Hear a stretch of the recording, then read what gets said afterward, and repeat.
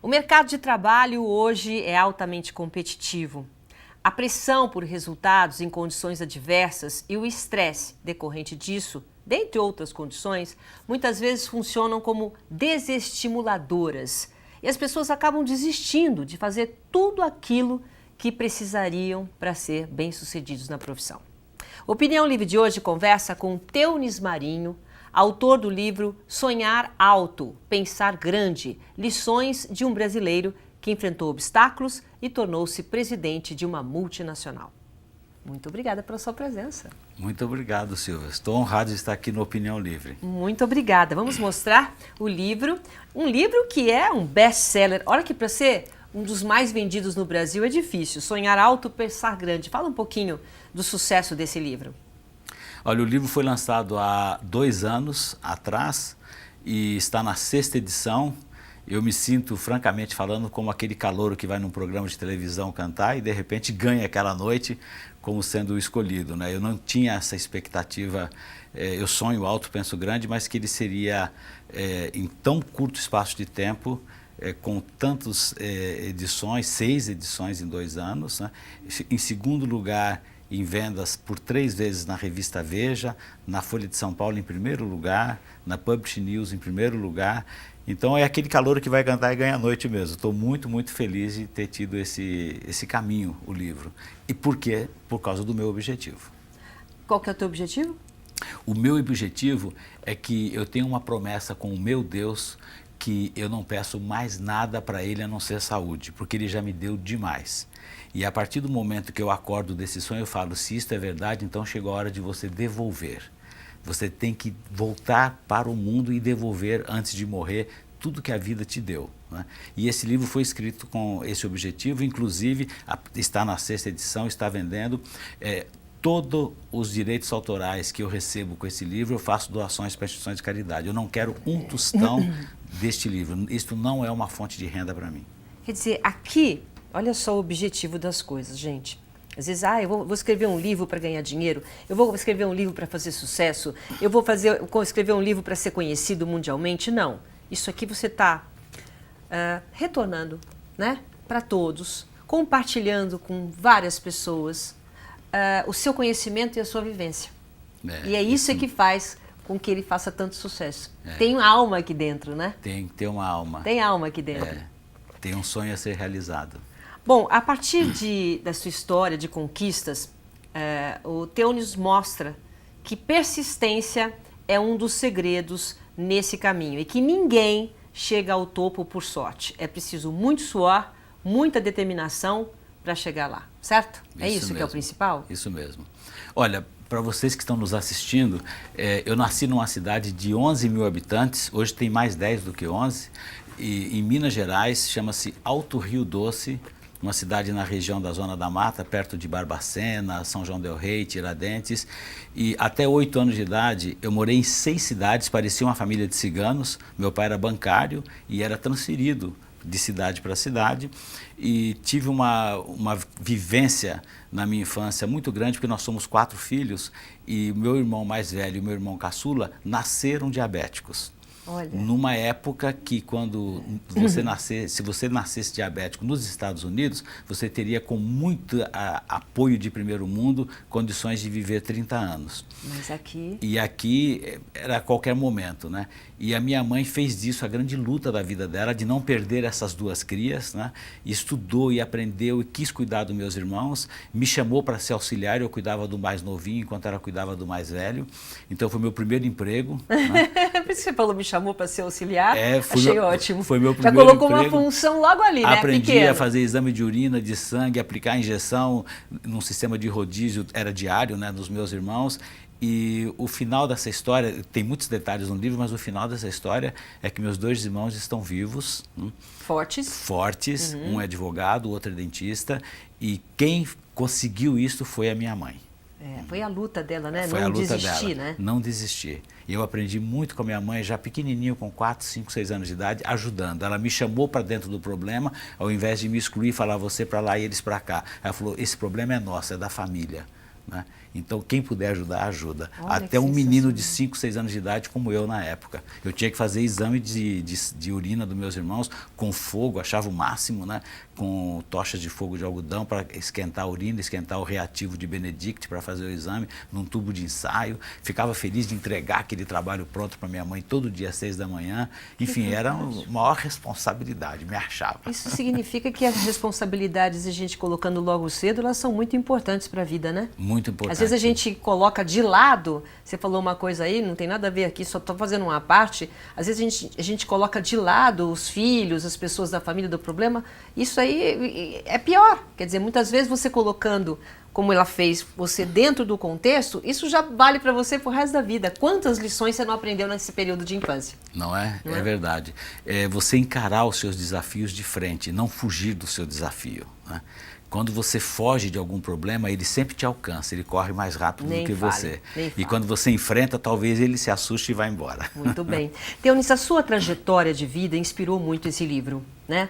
Então, vamos falar um pouquinho dessa carreira, como é que foi realmente esse teu caminho até chegar onde a gente está aqui, né? Você fazendo, inclusive, tanto sucesso com as pessoas, com a lição de vida que você passa aqui.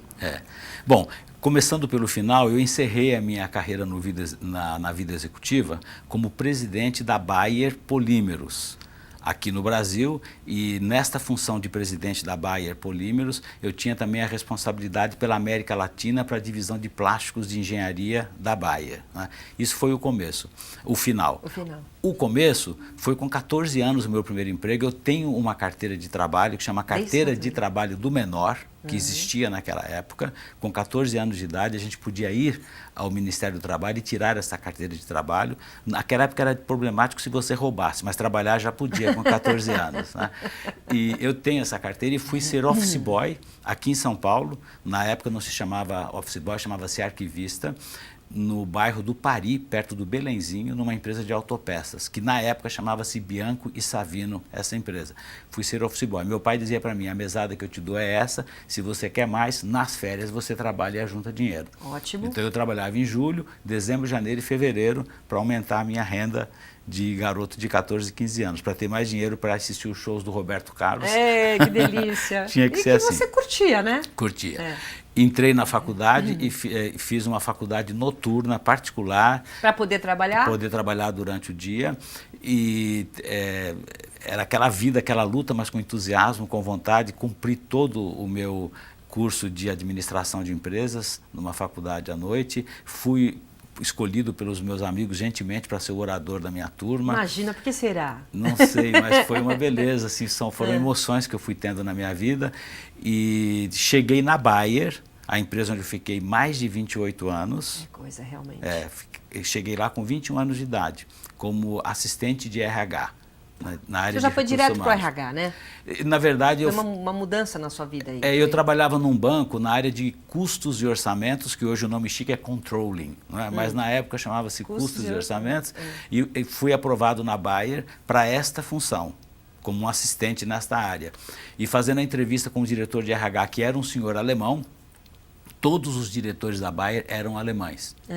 E esse senhor, Dr. Heinz Müller, durante a entrevista comigo para me conhecer, porque eu ia entrar na empresa, todo mundo tinha que tomar bênção a esse senhor, ele me disse, você não quer trabalhar comigo? Com sotaque forte alemão. Eu falei, meu Deus, o alemão não entendeu nada. Não, eu não vou trabalhar com o senhor, eu vou trabalhar, eu entender e perguntar para você quer trabalhar comigo? Assim eu entrei no RH da Bayer, né? E me tornei aos 29 anos de idade, ou seja, depois de 8 anos trabalhando no RH, diretor de recursos humanos da Bayer sem título. Porque eu tinha 2 defeitos, eu era brasileiro, dentro da corporação era o primeiro brasileiro que seria diretor. Olha, né? Que bacana, e só tinha 29 anos de idade. Então eram 2 problemas para a Bayer, né? E eu fui e trabalhei como RH com 34 anos de idade, mudaram o meu cartão de visita, passou a ser diretor, mais nada, salário, tudo eu já tinha, mas eu não podia ser chamado, era de diretor por ser jovem. Enfim, ganhei esse título de diretor e com 36 anos o avião pousou em Frankfurt, comigo, minha esposa, 3 filhas e um cachorro, e eu entrei num programa de Job Rotation da Bayer. O que quer dizer isso? Job Rotation é um programa onde a empresa acredita que você tem talentos para outras funções, então você tem que provar isso. Você é bom no futebol, vamos ver se ele sabe jogar basquete também ou tênis.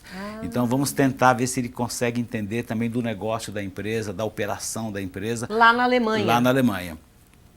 Fui para lá, para ficar 2 anos, eu fiquei 8 invernos na Alemanha, fiquei 9 anos na Alemanha, né? E lá eu trabalhei com defensivos agrícolas, com produtos agroquímicos, fui um gerente de um produto herbicida, que não tinha mais nada a ver com recursos humanos. Depois eu fui trabalhar com óxido de ferro, que é um produto químico inorgânico, e me tornei na Alemanha o primeiro brasileiro que tinha um cargo de direção mundial dirigindo esse negócio de óxido de ferro. Voltei para o Brasil. Por que quis?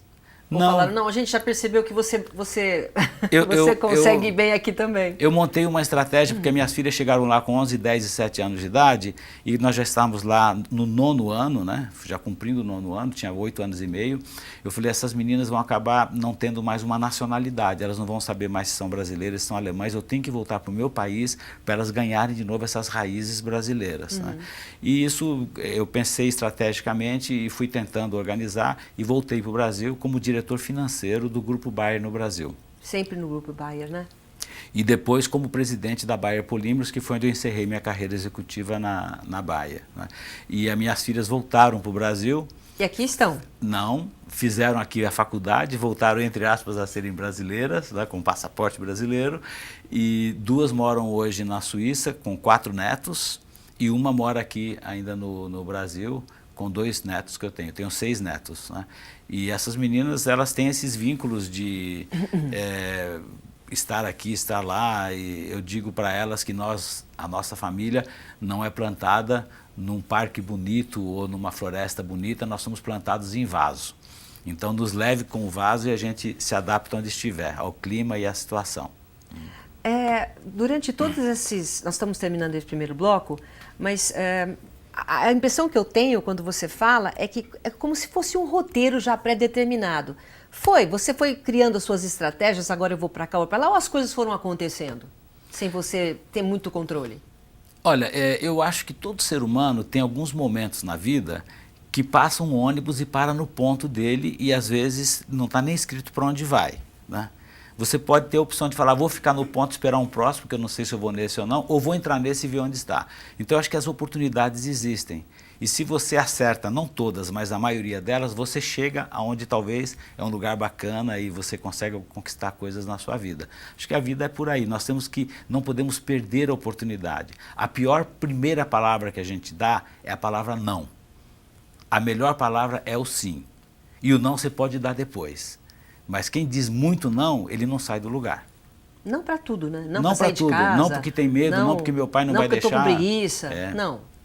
O planeta ele é muito pequeno, a gente tem a perna curta e acha que é muito longe de tudo, mas não é. É verdade. Bom, eu vou fazer um rápido intervalo comercial e no próximo bloco nós vamos entrar no livro. Eu quero saber aqui o que tem do Teunis realmente aqui de história de vida, né? O que a sua vida toda está contribuindo como exemplo para tanta gente que está buscando o sonhar alto, pensar grande. Muito tá bom. Um instante só, eu já volto.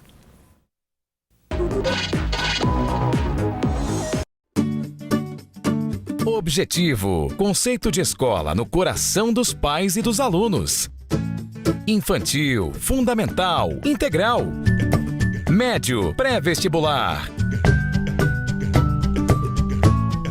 Primeiro lugar geral no Enem por 7 anos consecutivos. Internacionalização. Escola selecionada entre as principais do mundo. 6.417 medalhas em Olimpíadas Científicas Nacionais e Internacionais. Cientistas olímpicos já aos 6 anos. Objetivo representará o Brasil em torneios mundiais de física e robótica em 2018. 2 anos consecutivos melhor pré-vestibular de São Paulo, segundo Datafolha.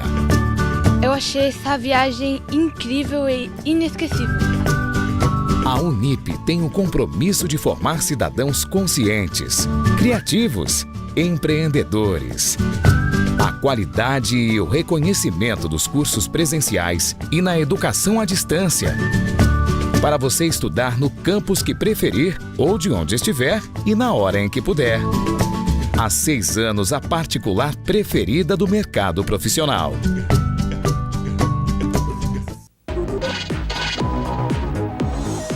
Estamos de volta à Opinião Livre de hoje, conversando com Teunis Marinho, autor do livro Sonhar Alto, Pensar Grande, lições de um brasileiro que enfrentou obstáculos e tornou-se presidente de uma multinacional. E, como você disse no início do nosso programa, terminou como presidente da multinacional, né? Foi o fim. Para tanta gente é o começo, para você foi o fim.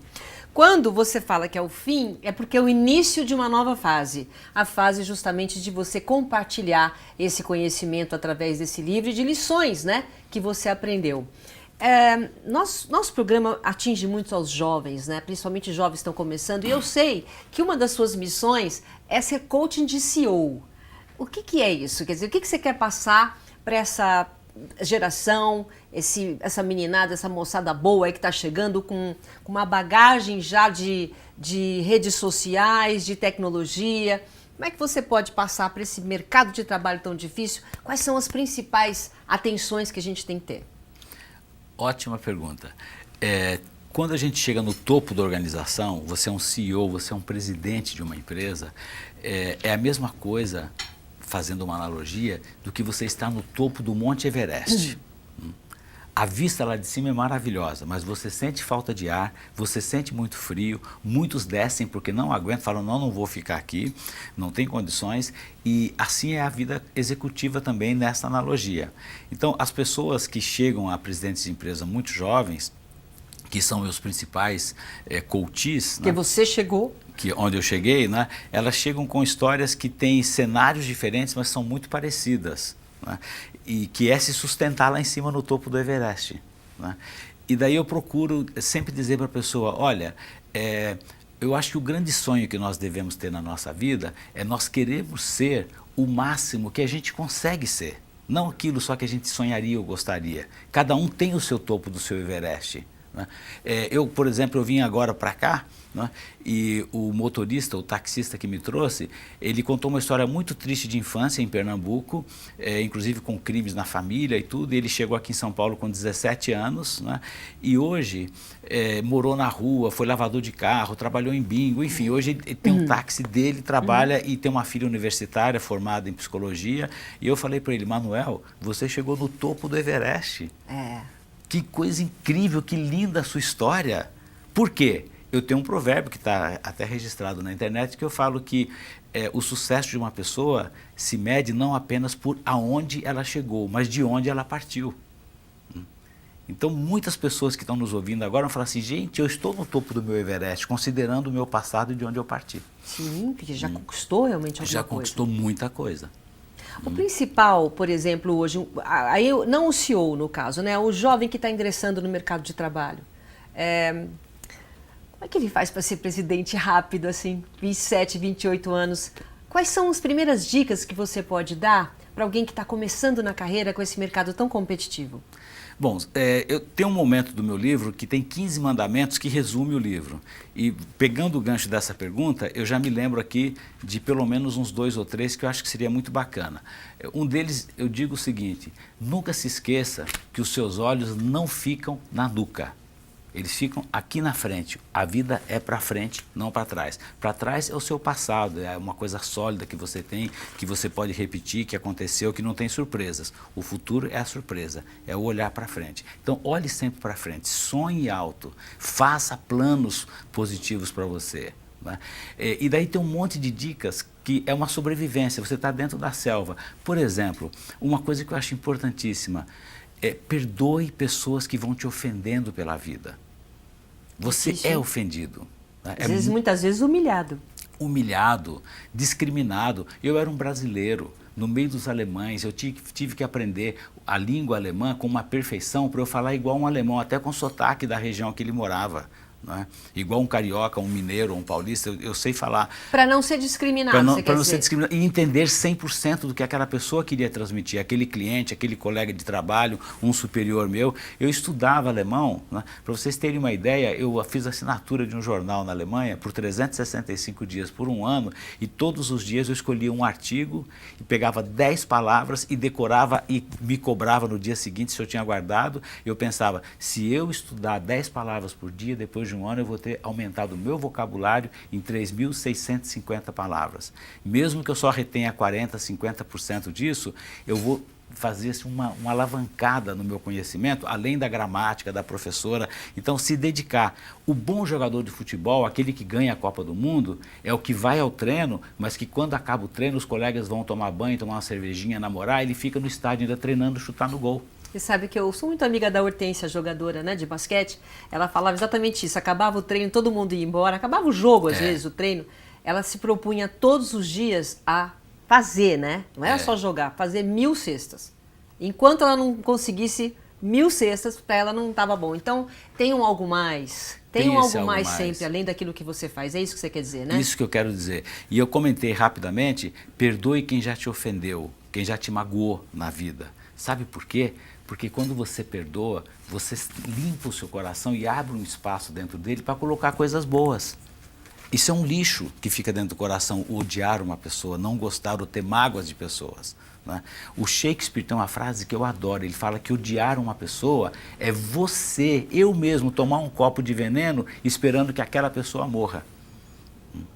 Então, deixa isso para trás. Tirar esse ranço, né? Cada pessoa que falar, me desculpe, olha, ontem eu pisei na bola, perdoe a pessoa.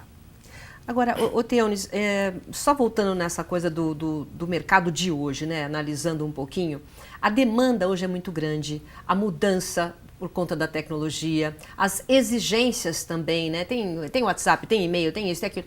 Como é que você faz para, além de todo o trabalho que você tem, ainda conseguir fazer as 1000 cestas, fazer algo mais, estudar? Como é que a pessoa ela administra o tempo dela para conseguir o objetivo? Então, eu acho que o primeiro momento, né, quando você tem mais do que uma coisa para fazer no dia, a partir de 2, mas geralmente a gente tem 10, tem 8, tem 5, né? Você tem o seu estudo, tem o seu trabalho, tem os seus amigos, tem o que você gosta de fazer, você tem que dormir, você tem as suas necessidades pessoais, enfim, são muitas coisas. Né? O mundo hoje realmente ele nos transborda, né? com informação e com momentos. É você escolher pelo menos uma que seja a principal e depois uma que é obrigação e uma que te dá prazer. Todos os dias? Todos os dias. Hoje, o que é obrigação? Tem gente que fala assim, eu vou deixar a obrigação para o final do dia. Se você puder escolher o horário, comece resolvendo as suas obrigações. Né? E depois você vai, inclusive, curtir o resto do dia com um outro estado de espírito. Coloca meta. Coloca meta. O que é importante hoje eu fazer no meu dia? É isso? Não é? Isso aí eu vou tirar da frente. O resto é diversão. Não é? 12 horas que se passaram, ficaram ali para trás, foi assim, um minutinho, pum, acabou o dia. Mas as 12 que tem pela frente, dá para se fazer muita coisa. Não delegue seu destino a terceiros. É aquela mania de a gente colocar a culpa no outro se a vida da gente não dá certo? É isso? Tem gente que fala assim, eu não me dei mal porque meu pai me batia.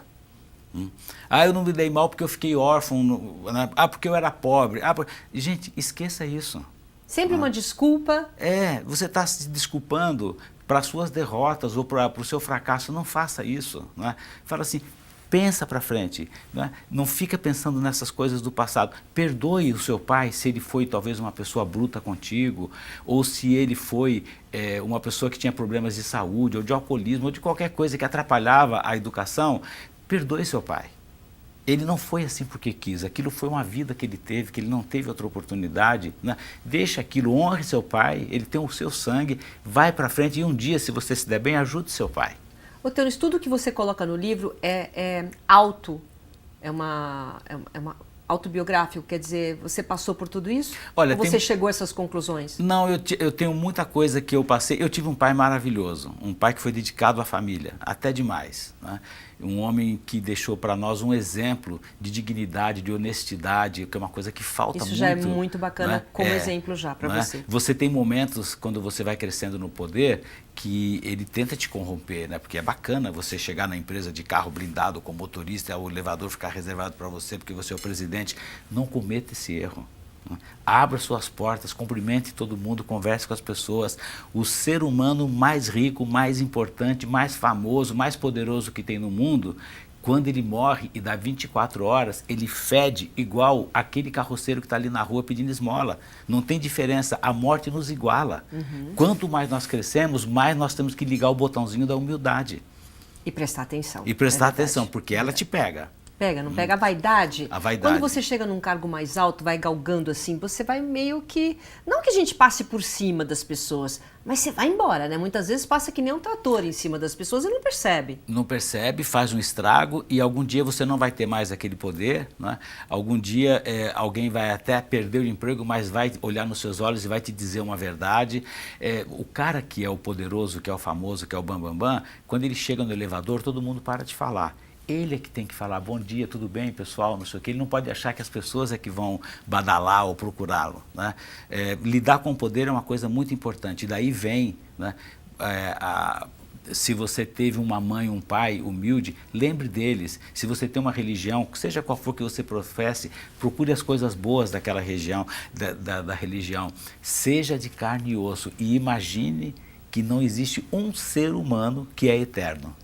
Todos nós teremos o nosso dia. Ô, Teunis, você sempre teve esse positivismo desde pequeno? Muito. Sempre foi assim? Muito. Ou você aprendeu a ser assim? Olha, eu fui envolvido numa situação muito jovem, porque nós somos 4 irmãos. E o meu irmão mais velho, 1 ano e 1 mês mais velho do que eu, e o meu irmão mais caçula, eles foram diagnosticados com 5 anos de idade com diabetes, mas nasceram diabéticos. Então era aquela criança que morre ou não morre, está doente, o que que tem, meu Deus, não se descobriu o que era, e eram diabéticos. E eu acabei sendo o auxiliar de enfermagem da minha mãe para cuidar dos meus irmãos. Você falou isso Eu no fazia início. exame de urina dos meus irmãos para calcular a insulina. Isso para mudou dar... na tua vida, isso? Já fez uma grande diferença, Nossa, né? eu me achava, né, ajudando a minha mãe. E ela era altamente motivadora, me chamava de meu amiguinho. Não Esse chamava positivismo de meu filho. vem de lá. Positivismo vem de lá. Quando você fala, por exemplo, que a gente tem que ter bom humor, a gente tem que ter bom humor em tudo? Bom humor. É uma das coisas que você fala pra gente ter sempre aqui. Por que bom humor é importante? Eu adoro bom humor, inclusive os melhores bom humor, aquele que você adora, né? É aquele que é sobre você mesmo e nas dificuldades. É aí que a gente vê, diferencia as pessoas, né? Então, quando você passa por um problema difícil, você toma uma chuva, arrumado, bonitinho, fica todo molhado, despenteado, começa a rir disso. E mesmo em situações piores, né? A gente não se desesperar em situações, porque uma chuva tudo bem, agora às vezes tem situação financeira, tem perdas terríveis assim na vida da gente, a gente tem que segurar a onda, né? Segurar a onda. Quando você vai crescendo na organização, eu passei 8 invernos, 9 anos, quase 9 anos na Alemanha, trabalhando na Bayer. Né? E você como estrangeiro, e latino, e brasileiro, você é discriminado. Assim como discriminam um gay, assim como discriminam uma pessoa negra, né? São barbaridades que existem na humanidade, mas quando você sente isso na pele, você vê como isso dói. Né? Então você tem que ter uma maneira também de humor, de sair disso. Você não pode falar, ai meu Deus, eu quero me tornar um assassino e matar todo mundo que é contra mim. Não, eu quero entrar em depressão porque me xingaram hoje. Leve aquilo no final na brincadeira. Os olhos estão aqui na frente, é para lá que você vai, não é para trás. O que de mais importante você acha entre todas essas... A gente falou algumas aqui, esses mandamentos. Você mistura aqui a sua vida pessoal com o seu sucesso. Então, tá ligado a vida pessoal com o sucesso ou o fracasso da gente, é isso? Isso mesmo. Isso não dá para separar minha vida pessoal da minha vida, da minha carreira. Não dá. Você pega uma pessoa famosésima aí do Brasil, escolham quem vocês quiserem e vocês assistem ele dando um show, cantando ou falando. Vocês falam, nossa, como ele é bacana, como ele é lindo, maravilhoso, coisa assim. Mas ele tem uma hora, viu, que ele tem que ir ao toalete, que ele tem que fazer barba, que ele fica gripado, que ele tem que dormir, que ele acorda com o cabelo todo assim, com a cara inchada, né? Que ele não vai aparecer. Todos humanos, nós somos todos humanos, né? E nós temos que ter essa consciência e respeitar as pessoas por isso. Muito bem, olha, muito obrigada. Ficaria aqui horas falando com você, Teunis. Parabéns pelo livro, esse aqui é meu, muito obrigada. E que fica aqui realmente o seu exemplo para tanta gente que está assistindo a gente. Tá bom? Muito obrigado, estou muito feliz de ter tido essa oportunidade de falar, acho que para muita gente jovem também, não é? Estude sempre, tenha esse bom humor. O meu livro dá um monte de dicas utilizando a minha biografia. Não é uma biografia, mas eu utilizo a minha vida para mostrar que é possível você chegar no topo do Everest vivo e continuar lá vivo. Muito bem, muito obrigada, viu? Obrigado. Opinião Livre de hoje fica por aqui. Obrigado pela sua companhia e até a próxima. Tchau.